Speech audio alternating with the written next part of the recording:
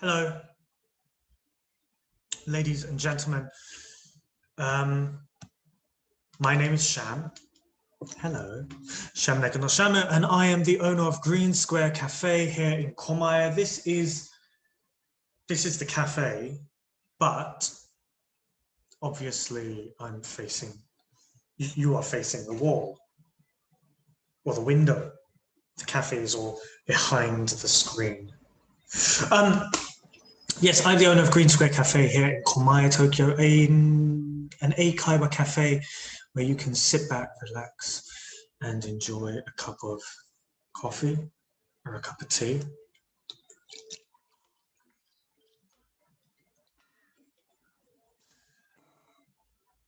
Cheers. Good. Today we have a very special guest.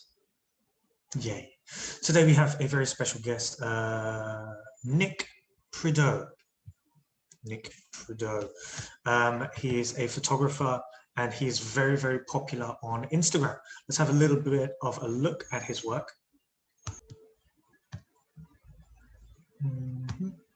So here is some of his work. And you can see he's very, very popular. He lives in France, in Paris, and you can go to his website. Let's have a look at his website, shall we? Loading. Yeah, there it is. It is beautiful. The work is absolutely beautiful. A lot of it is taken in the various countries in which he's lived, Japan, Thailand, and now France, I believe, and a lot of places where he's visited. Beautiful, very elegant pictures, very interesting use of light, and the subject is very interesting. So we're going to be having a small conversation with Nick. For any of you people who like photography, any of our listeners who enjoy photography, any of our listeners who like to take pictures, then this episode of the podcast is right up your alley. Right up your alley means it is very much your taste. It's going to be very much to your liking. You will like this episode. So, before we do that, there are full transcripts of the lesson on the website www.greensquare.jp/podcasts. You can download the script. Usually it has extra content. Recently, I haven't had a lot of time to upload a lot of podcasts and a lot of the script. But bear with me. I'm doing the best I can. I'm doing the best I can as quickly as I can. It's not enough time.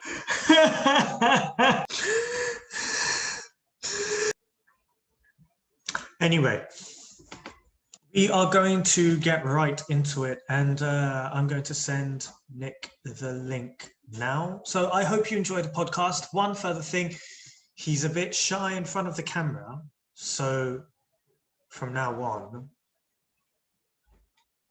you're not going to see him. You're not going to see any of us. It's just going to be our voices.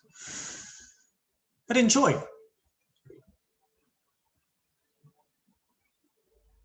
I need to use this hand to actually press a button.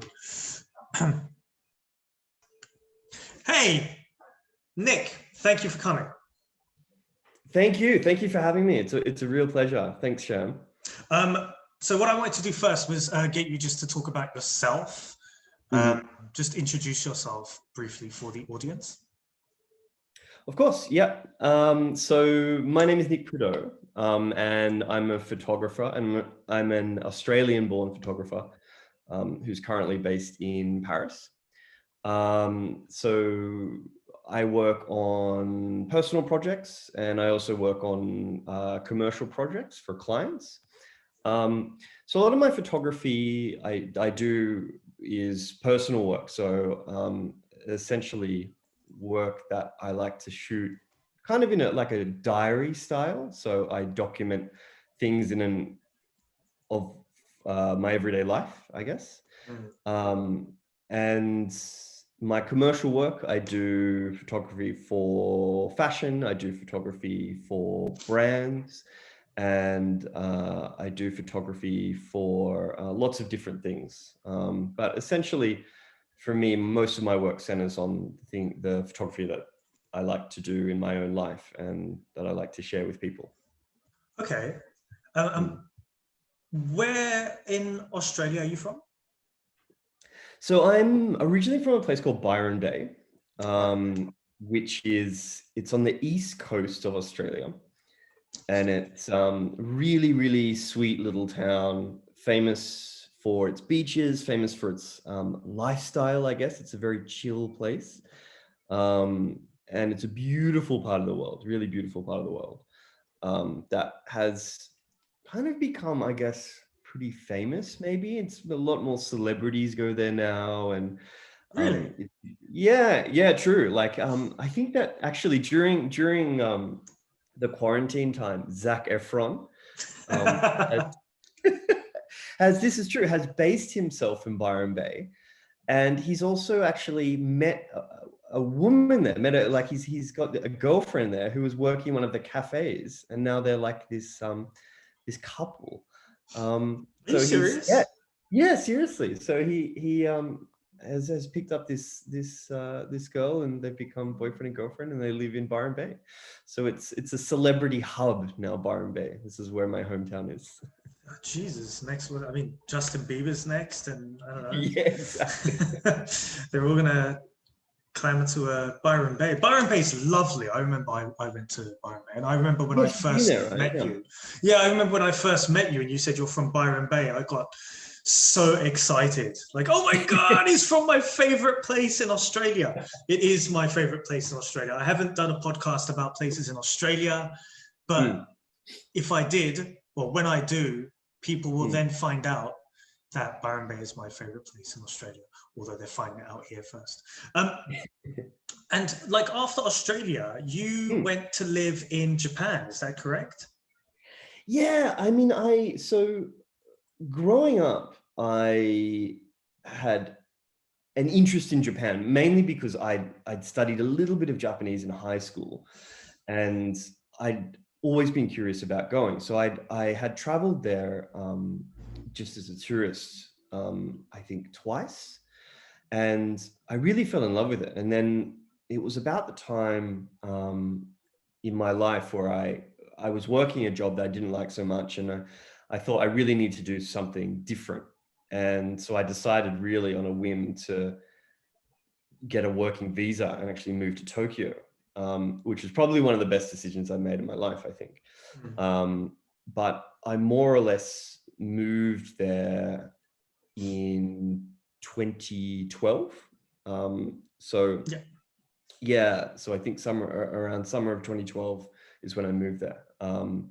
And yeah, ended up staying there for, I think, close to 6 years, which is, of course, how I met you, Sham. But yeah, I mean, certainly this was a real life-changing decision for me. But I'm so glad that I had that experience and could stay there. Well, mate, I wouldn't say meeting me is a life-changing experience, but thank you very much. So tell us about your first introduction to photography, because I mean, you know that I love your photography, and I did show the audience who are watching on YouTube your page, your website, and your Instagram page, and it's fantastic. It's absolutely amazing. And I know that your photography has changed over time, but I don't know what it was like at the very beginning. So tell us about your first introduction to photography, the very beginning, the birth of the photographer that is Nick Prideaux.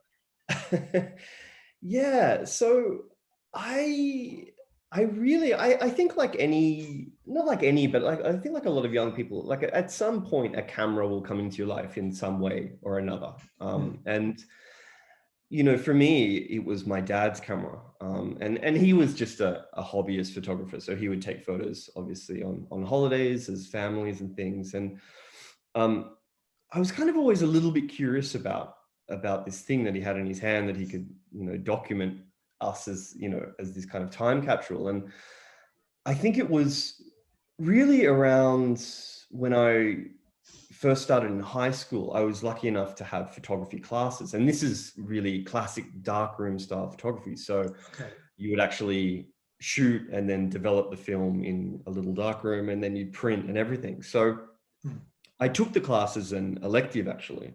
And it was at that time where I more or less inherited this camera from my dad. And to be honest, I think it just the mystery of it, about how you could get this tangible image through the whole process of taking it, to running it through chemicals, to printing it. It was just really fascinating to me. Kind of felt like magic in a way.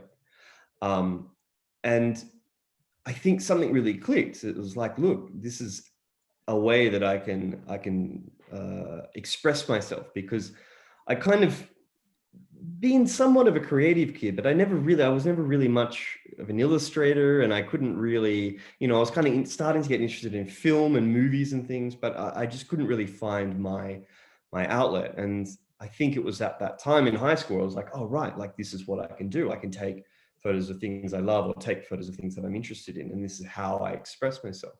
That was in high school? And this was in high school, yeah. Okay.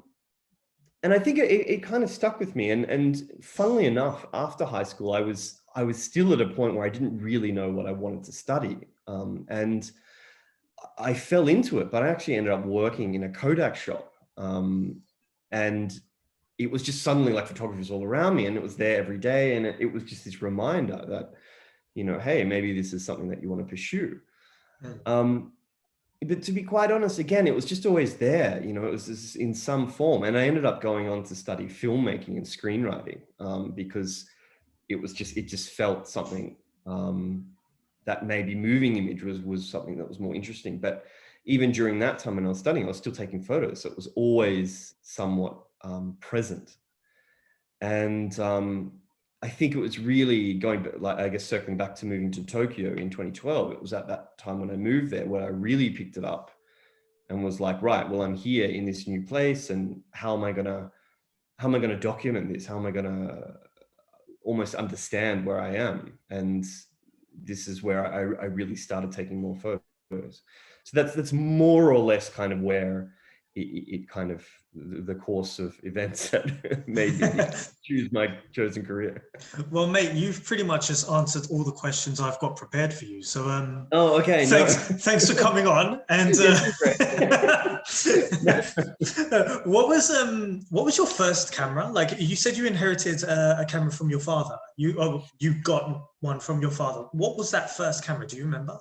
Yeah. So it was a Nikon.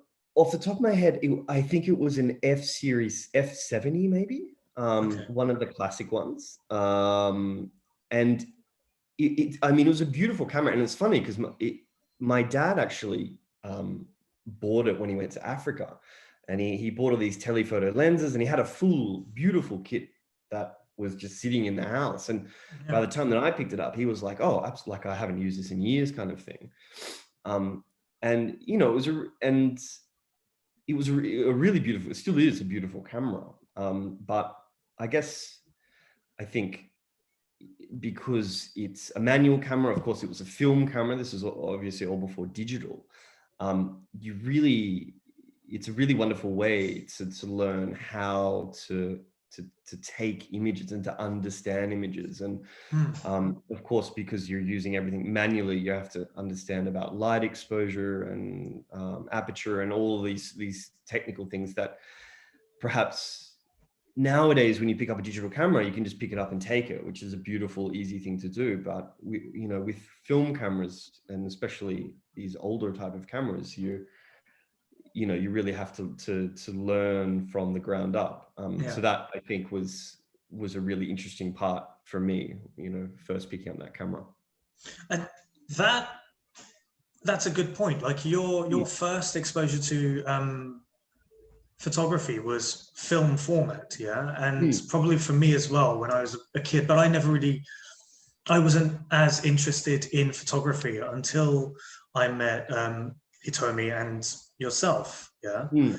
And did you ever dabble, like, I know your photography now is in film, and we'll get that in a second, but did you ever dabble in digital photography as well? Yeah. No, certainly. I mean, so like when I was in university, I had access to a wonderful set of cameras thanks to our, I guess our film department. So I was always borrowing cameras, and they were all digital, obviously. And so, yeah, I mean, I was taking photos then, but it was just this thing where I was taking photos, but I really wasn't taking images that I loved. And so that's why I never really.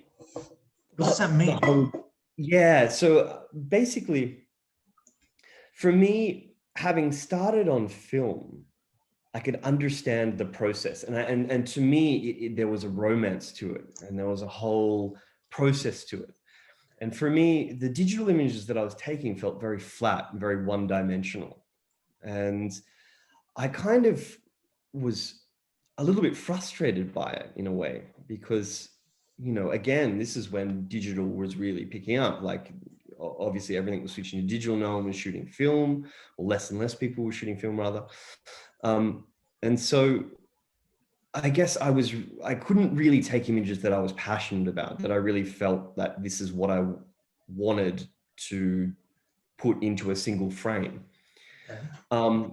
And so I had digital cameras for years, and, I would pick that up and I would, take that, and I was like, oh, okay, this is great. But then, again, when I moved to Tokyo, I met a few photographers who were still shooting film, and I was like, why?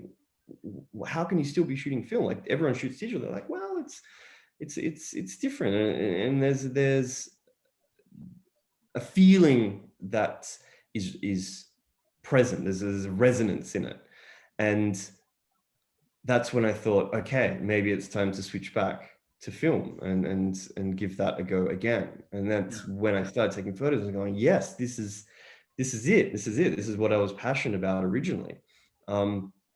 So, I mean, I think it's just that thing where it's just like, it was familiar to me, but digital felt, I don't know, it just didn't feel like true for me. It felt that there was like a falseness to it. And of course, as well, because, there's so much you can manipulate in a digital image. There's so much you can change and alter and filter and take out and remove. And it didn't really feel like it was something that I really wanted to do. So yeah, that's when I really decided that film was what I wanted to take photos with. Do you feel like this is going to be like a really weird question? I was going to say a swear word, like a really shitty question, but like, do you think that film photography looks better or superior to digital photography? Look, that's a great question, because I follow a lot of photographers on Instagram, and many of them obviously work in digital still, and there is some unbelievably good digital photographers, certainly. And it's interesting because there seems to be this shift towards now using digital cameras, but kind of mimicking or aping that film look, which is a really funny thing to do, I think. But I think they exist in their own worlds, and they exist beautifully and wonderfully in their own worlds. But I think just it's a personal choice. And for me, when I look at film images, there is something that resonates within me that quite often I'll think, okay, like this is something that I think perhaps I prefer more. But again, then like at the same time, there are still lots of photographers who I like who would just primarily work in digital. I mean, one of my favorite photographers, his name is Wolfgang Tillmans, who's a German photographer, and he's fantastic. And he worked with film for a long time, and then switched to digital, I think sometime in the early 2000s. And I mean, his digital work is phenomenal. So yeah, I mean, it's really, I guess the thing is with photography, it's never really down to the camera, but it's just how it's how you, what you choose to do with it, kind of thing. That's always most important. So yeah, whether that be with a film camera or whether it be with a digital camera, yeah, they both work in their own worlds. It's kind of like comparing Kanye West to Taylor Swift. That's, yeah. They stay in their lanes. She don't try to rap. He doesn't do any country western songs. Yeah. But like, I think there are a lot of people, and they are quite, I mean, in regard to everything, they are kind of snobbish. They are like a little bit arrogant, and they think that a certain way of doing things is the pure way of doing these things. So for example, in the video game community, playing video games on a smartphone, this is like junk gaming. Yeah. And like, I don't know, like watching certain TV shows, it's like, well, this is just killing your mind. This is not a TV show. This is just garbage that you watch. This is moving garbage. And some people will say that film photography is the purest form of photography. And digital photography is basically anyone can do that. And there is, for me, like because of you and Hitomi, I think for you, because of Hitomi, I started taking more pictures. But because of you, I started taking pictures with a film camera. I invested in a film camera, a simple point and shoot. But I think there's so much more that goes into a film camera in some regard when you're taking the picture. At that moment, you press the shutter. There's so much to consider. You cannot just, all right, yep, that looks good, take the picture. You can't just frame it and shoot immediately. You have to make sure, all right, is this the light that I want to take? Is there anyone that's going to get in the way?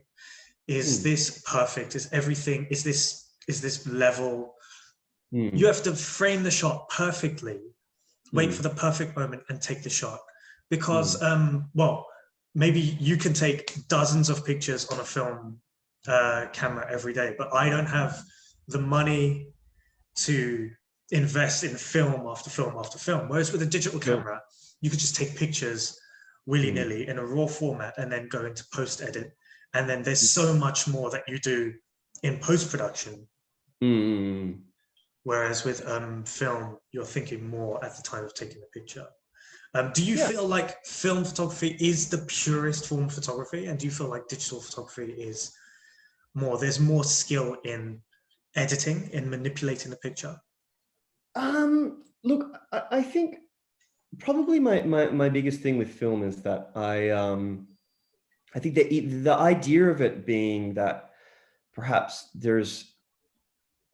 for me, there's a more kind of mindfulness and contemplation, as you were touching on just before, about taking the image.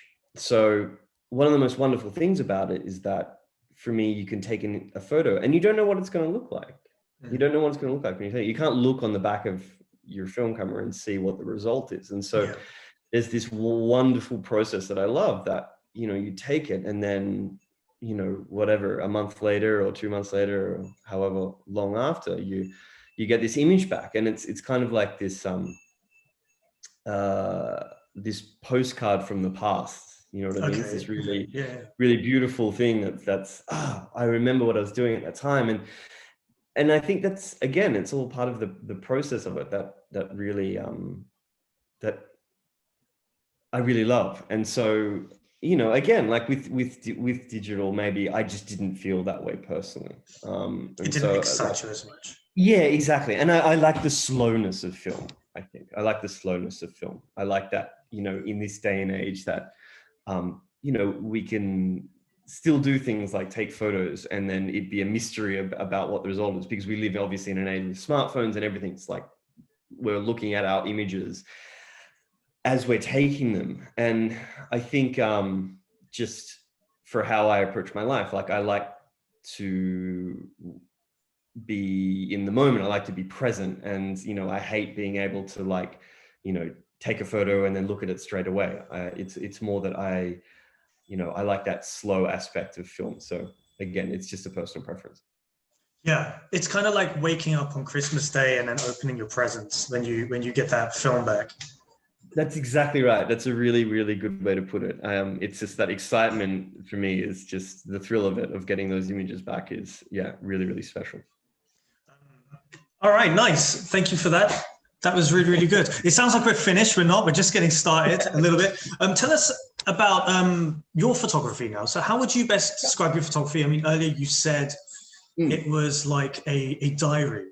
Yeah, you're like, it's like a photo journal in a way. Yes. Could you go into a little bit more detail about your photography and your central themes, those kind of things? Yeah, sure. So like it's funny because it really started out because I started taking images just like anyone does. You're taking photos of your everyday life, of your friends, of your family, of your surroundings, your environment. And when I first arrived in Tokyo, that's really when I thought, okay, right, I've got this opportunity to take photos of this completely new place and completely new people, completely new everything, a new city, whatever. So it felt like a really blank canvas, obviously. And so when I started taking photos, it just suddenly, it became this thread where these images started having a dialogue and talking to one another in a certain way. And so when I talk about my photography, suddenly there's a lot of themes of, obviously, if you look at my work and, look at my Instagram, the use of light is incredibly important to my work and the way that I use light in itself. So for me,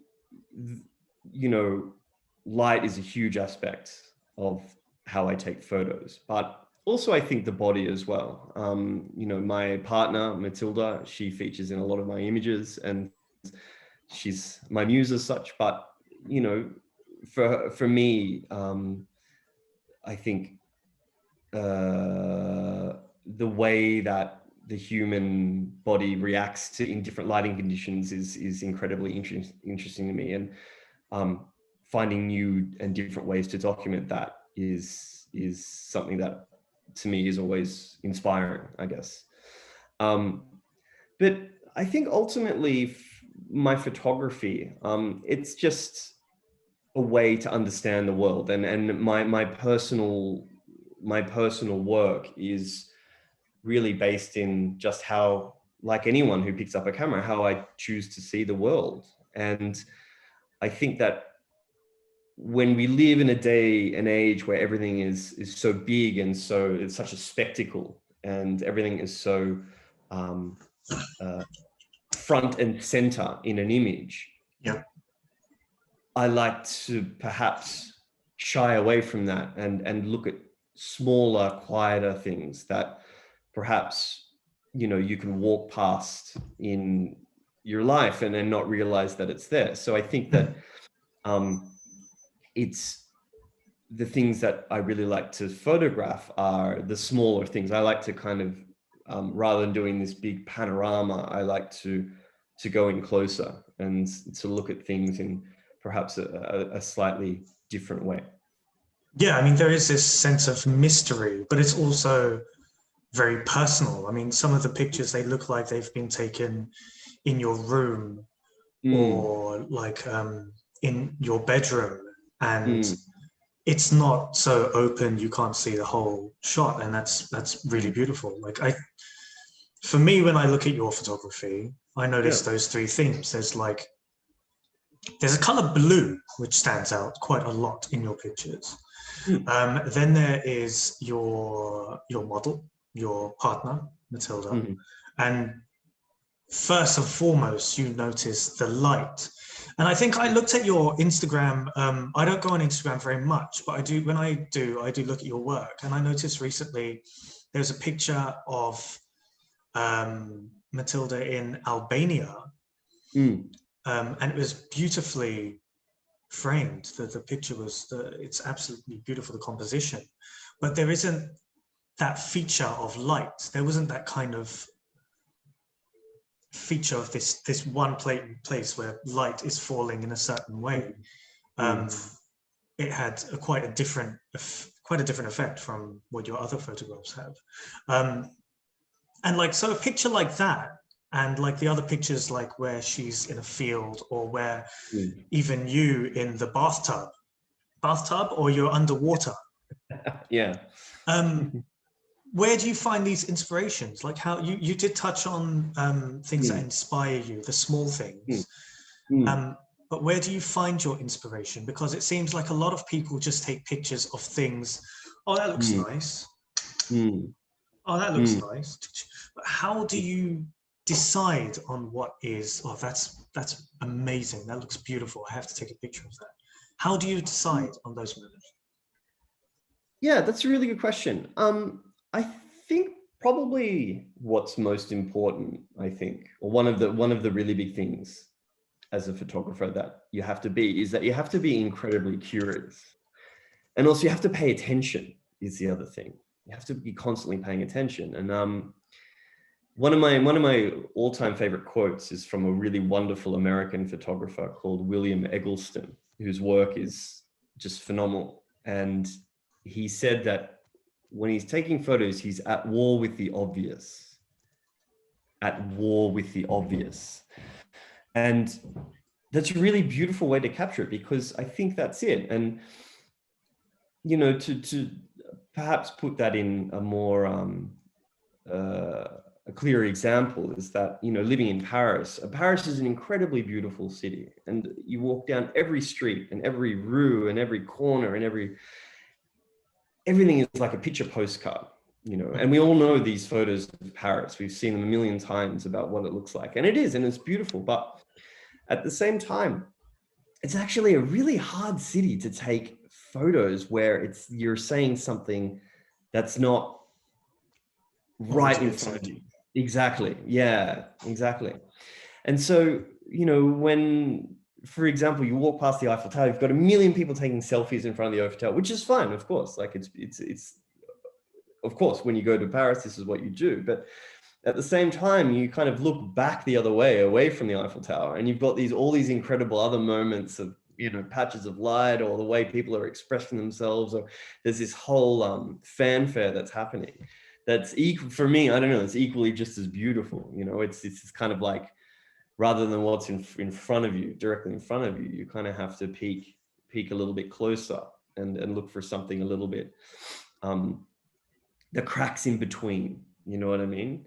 And so I guess where my inspiration comes from is trying to find that space. I think is that it's a little moment that sits in between maybe something a bit bigger. And I think it is. It's just you have to remain curious, and you've got to have your camera on you all the time, which is a very important thing. But yeah, you've got to look for that. You know what I mean? And I think that there's probably some of my favorite photos are not, they don't feel forced in a way, but it's just a little moment that I've kind of, whether it be, you know, someone like my partner holding a glass of soda on the couch, and there's this beautiful light on it. It's just there, and it's like, right, just that's it. It's everything I want is just there. So, yeah, you got to keep your eyes peeled, I think. Yeah, it's almost like a poet or anyone creative with an idea carrying around a notebook for when that inspiration kind of just strikes. Sometimes you're looking for it, and sometimes you're just sitting there watching, I don't know, watching Game of Thrones, and then you look to the side, oh wow, that's amazing. Let me take a picture of this thing that's happening right now. Like, it's amazing. I was going to ask you another question, which is the point of interviews, is asking questions, but I've forgotten what the question was going to be. Oh, dang nabbit. Hey guys, yeah, that's the end of part one. I'm listening back to this, and I have to say that Nick is a great guest. I am just a terrible, very, very bad interviewer. I'm really very sorry. But please stay tuned for the second part of the interview. Bye.